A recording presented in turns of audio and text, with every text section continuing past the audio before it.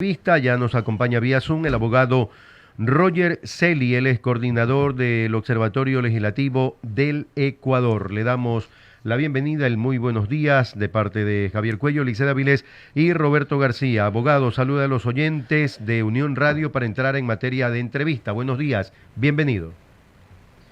Muy buenos días y un saludo a la distinguida audiencia de Unión Radio. Que tengan un excelente viernes. 7:33.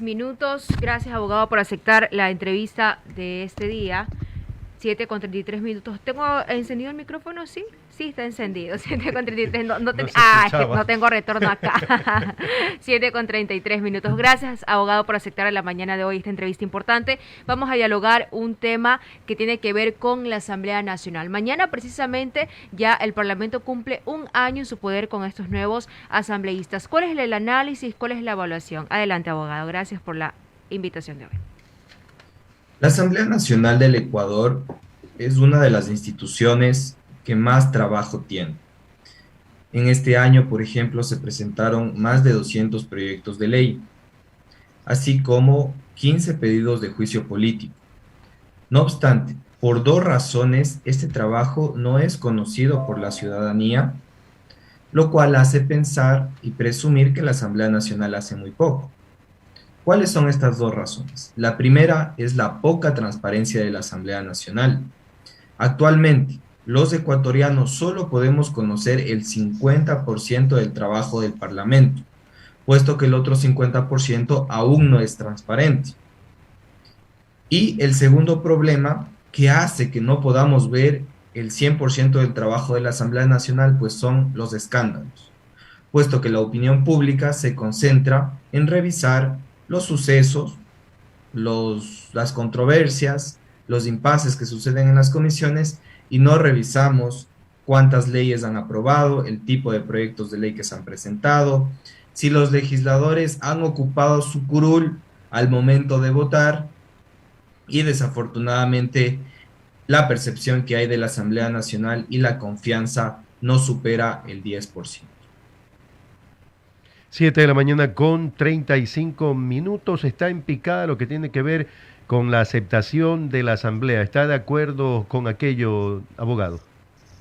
Me parece que la aceptación es una percepción, por supuesto, de la ciudadanía, es injusta con el trabajo que está haciendo la Asamblea Nacional a nivel técnico, no a nivel político. Yo le tengo que contar que de estos más de 200 proyectos de ley que se han presentado, el 90% ha sido iniciativa de los legisladores. 6 proyectos de ley han sido iniciativa del Ejecutivo y también 6 proyectos de ley han sido iniciativa de otras funciones.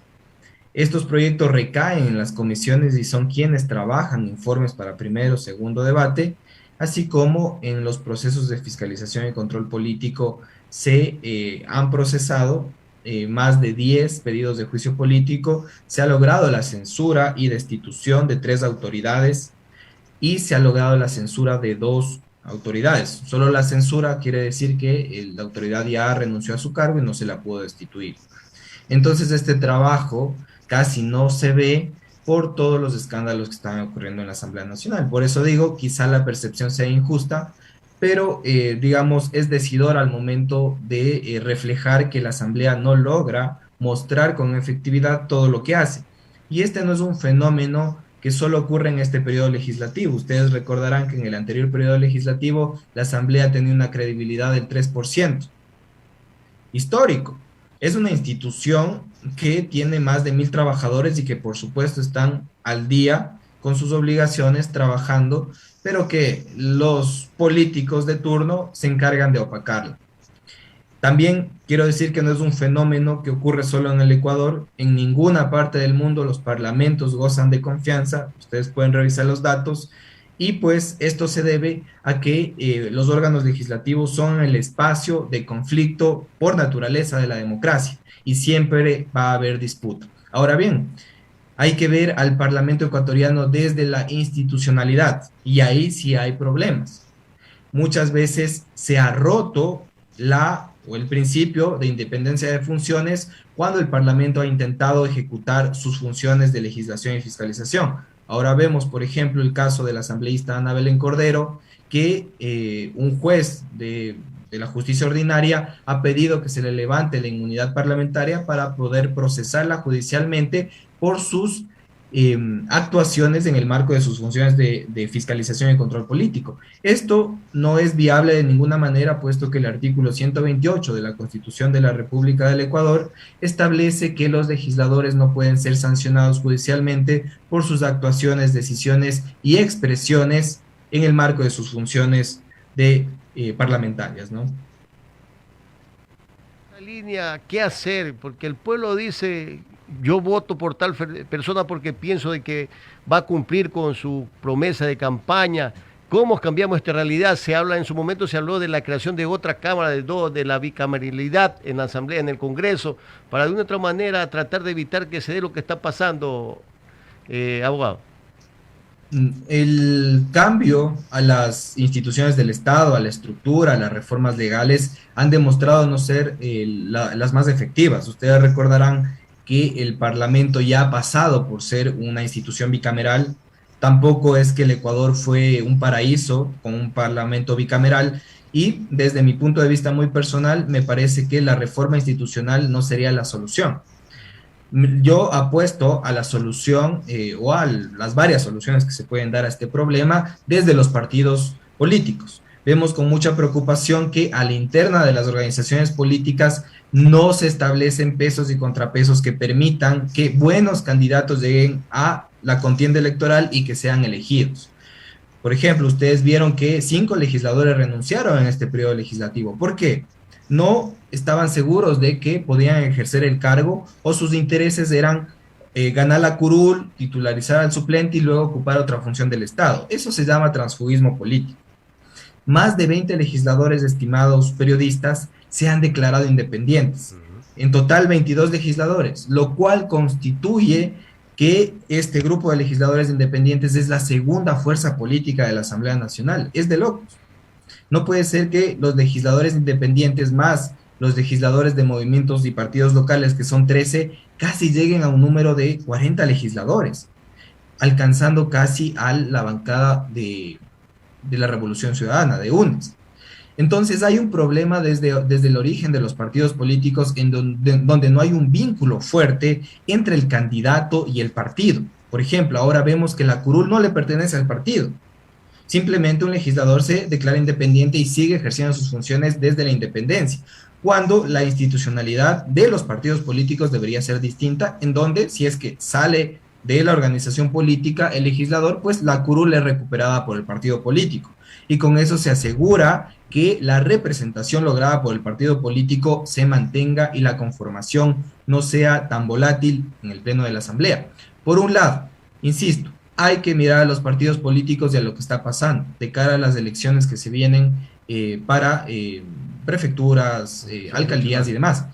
Abogado, Ahora y en ese marco, perdón, no sería viable, porque hubo también un planteamiento de reducir el número de asambleístas. ¿No cree que hay muchos asambleístas y esto no permite un control que haya al interior? Y otro, de pronto que existan sanciones severas para los asambleístas, esto que se cambian de camiseta, y así evitaríamos lo que usted conoce y que conoce el pueblo, de que ahora hay otra bancada y que actúa, y que son las móviles, que actúa de acuerdo a los intereses de esa bancada o del gobierno de turno. Dos temas súper interesantes que usted topa, la verdad le agradezco por incluirlo en la conversación.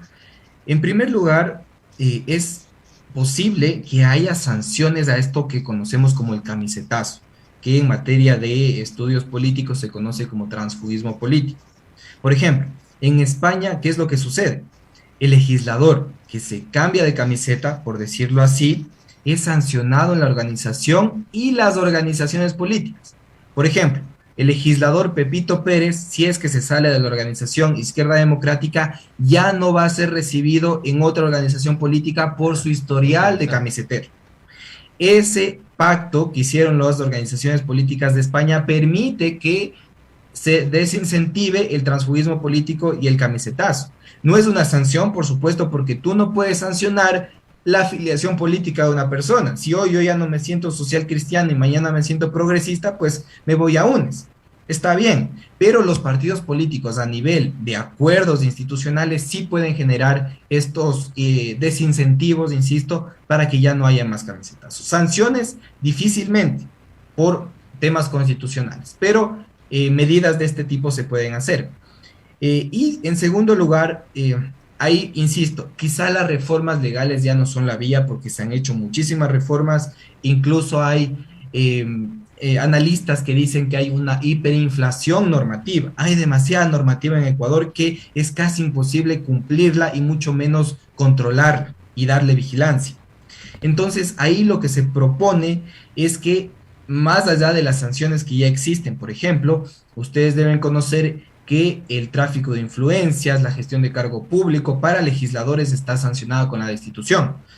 Ayer ya se oficializó una denuncia en contra del asambleísta Guadalupe Zori por gestión de cargos públicos en Orellana que puede conllevar a su destitución. Sanciones hay, pero ahora yo le pregunto, ¿son efectivas? Y no son efectivas. Podemos mencionar que hay más de 20 casos de denuncias a legisladores a la interna de la Asamblea Nacional por diezmos, por concusión, por corrupción. Incluso ustedes pudieron ver, y fue de conocimiento público, que se gestionaba un cargo público para el viceministerio de Agricultura. Y, sí, y no pasó nada. Podemos decir que este primer año de la Asamblea Nacional en materia de integridad es el año de la impunidad, porque no se ha hecho nada de lo que dice la norma para sancionar a legisladores poco íntegros. 7:44 asambleísta. Quizás ustedes tengan alguna estadística sobre los... hay 137 asambleístas, pero ¿han trabajado todos? ¿Todos han presentado alguna ley, alguna reforma, algún proyecto? Porque hay unos que son más destacados e incluso siempre intervienen en el pleno de la asamblea, pero hay otros que siempre pasan ahí sentaditos. Pero antes de que me responda esta pregunta, abogado, tenemos una llamada en línea, quizás sea una pregunta para usted. Saludamos a la persona que está en el teléfono. Bienvenida o bienvenido. Buenos días, Radio 580, y gracias por la atención que me da. Yo le quería hacer una pregunta al señor abogado que está en sintonía ahorita en la radio, y alguien también le hizo una pregunta cuando ya comencé a escuchar la radio, de que ¿por qué hay tantos asambleístas dentro de un proceso de 140 y pico de asambleístas? Yo creo que esa gente se lleva parte del dinero que paga el Estado, porque atrás de eso que el asambleísta trae a un asesor y ese asesor trae otro asesor, y ahí tienen que haber, así como usted hace la pregunta al señor que está en la radio, que hay personas que dentro de la asamblea hay personas que no hacen nada, creo yo, porque nunca se los escuchan ni se los... Se le cortó la llamada, pero algo ahí le entendimos y le agradecemos al señor que nos llamó, abogado, algo que responder. Sí, muy interesante la pregunta que nos hace, y hay una respuesta muy concreta que tiene dos partes. La primera de ellas es que la Asamblea Nacional no es la institución que más le cuesta al país. La Asamblea Nacional históricamente desde 2008 recibe menos del 1% del presupuesto general del Estado. Así. Quien recibe más presupuesto es, por supuesto, el Poder Ejecutivo, porque este cuenta con escuelas, Policía Nacional, Fuerzas Armadas y demás. Pero la Asamblea Nacional, y aunque parezca raro, recibe menos del 1% del presupuesto general del Estado. Ahora bien, claro, ese presupuesto que se recibe, que aparentemente es poco, hay que verlo en qué se está gastando. Y sí, hay que decirlo, el presupuesto de la Asamblea Nacional se gasta en más de un 80% en sueldos y salarios de legisladores y de asistentes y asesores. Y ahí hay que revisar. Y yo voy en la línea con lo que ha mencionado el ciudadano. ¿Por qué un legislador debe tener 2 asistentes y 2 asesores? Hay la necesidad, realmente se está haciendo un trabajo productivo con estos salarios que se están pagando, y ahí conecto con la pregunta que me hacía usted. Y pues muchos de los legisladores todavía no han presentado proyectos de ley, pero yo creo que es muy temprano para comenzar a dar nombres porque ha pasado apenas un año y los legisladores también tienen otras atribuciones, por ejemplo, fiscalizar y controlar. Entonces sería muy injusto hacer una evaluación de los legisladores que no han presentado nada frente a otras atribuciones que tienen, ¿no? Como los juicios políticos, las solicitudes de fiscalización. Y lo que nosotros más bien hacemos en el primer año es evidenciar a los legisladores que más proyectos de ley han presentado, ¿ya? Y de ellos hay al menos 3 legisladores que han presentado más proyectos de ley, y lo que nos preocupa es el tipo de proyectos de ley que ellos están presentando. Por ejemplo, uno de las asambleístas que más proyectos de ley presenta es la asambleísta de UNES, Marcela Holguín, que ha presentado 10 proyectos de ley, pero que su mayoría son reformas a leyes vigentes y que la mayoría de estos proyectos de ley corresponden a una extensión de 1 a 10 artículos. Hay un fenómeno muy interesante en la Asamblea, que es que los legisladores presentan proyectos de ley con un solo artículo. Entonces, no sé si ellos piensan que el país, con la reforma de un artículo a una ley, puede cambiar toda una realidad problemática. Posiblemente sí. O posiblemente esto sea resultado de que los legisladores quieren aparecer como que somos los que más proyectos de ley presentamos, pero al final, cuando tú revisas el contenido, es apenas un proyecto de ley. Es un artículo en varios proyectos de ley.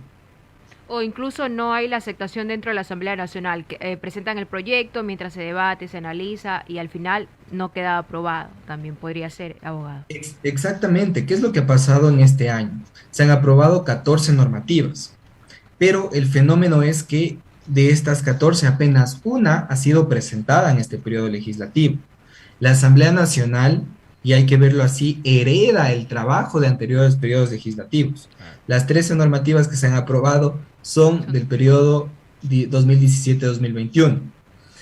Atrás de eso, del periodo 2009-2013, 2013-2017, hay más de 300 proyectos de ley que nunca han sido tramitados. Justo lo que dice usted. Se presentan y no tienen el impulso político y técnico y mueren en el intento. Por supuesto, esos son recursos que se pierden de los ecuatorianos. Y ahí vamos de nuevo a los despachos de los legisladores. 2 asesores y 2 asistentes presentan proyectos de ley, pero nunca se vuelven leyes. Pueden haber proyectos maravillosos que pueden cambiar la realidad de los ecuatorianos, pero se quedan ahí. Por ejemplo, de los más de 200 proyectos de ley que se han presentado en este primer año, el 50% se encuentran en las comisiones. Posiblemente salgan con un informe para primer debate o, como usted bien ha señalado, mueran en este largo camino del proceso legislativo. Un dato también interesante es que las leyes aprobadas se demoran al menos 36 meses en aprobar. Es decir, puede ocurrir todo un periodo legislativo y recién se puede aprobar una ley. Es un tiempo bastante extenso. Las reformas a la Ley Orgánica de la Función Legislativa de 2020 regulan este tiempo, pero no ha sido cumplido efectivamente. Yo tengo que comentar también que un dato que nosotros hemos evidenciado es que el Consejo de Administración Legislativa no está haciendo su tarea completa. El CAL, conformada por la presidenta de la Asamblea Nacional a la cabeza, ha dejado de calificar al menos 41 proyectos de ley por todos estos problemas que ustedes conocen de la presidenta de la Asamblea Nacional y las bancadas, y 6 proyectos de ley llevan más de 100 días sin calificar.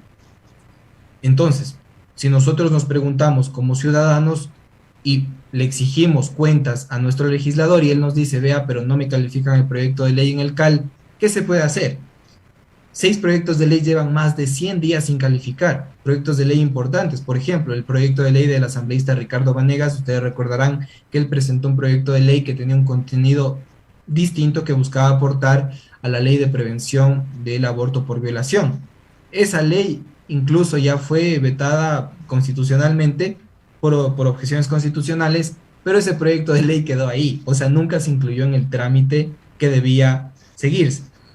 Y ahí volvemos a los recursos de los ecuatorianos. El asambleísta Ricardo Vanegas debió construir ese proyecto de ley con sus asesores. Y eso quedó ahí. O sea, digamos que se gastaron en 3 meses para construir ese proyecto de ley. Me estoy inventando una cifra. El salario del legislador es $4,700 y más al mes. El del asesor, de los asesores, $2,000, asistentes, $1,000. Son más o menos unos $8,000 a $10,000 que se gastaron mensualmente para construir ese proyecto de ley. Digamos que un proyecto de ley está costando $30,000 para presentar. No es una cifra que podríamos calcular con mayor precisión, pero hablando en términos generales, que un proyecto de ley no se califique y no pase por todas sus instancias, le cuesta o la ciudadanía pierda al menos $30,000. 7:52, abogado. Calificación hasta ahora del año de gestión de la Asamblea Nacional. Bueno, malo, regular.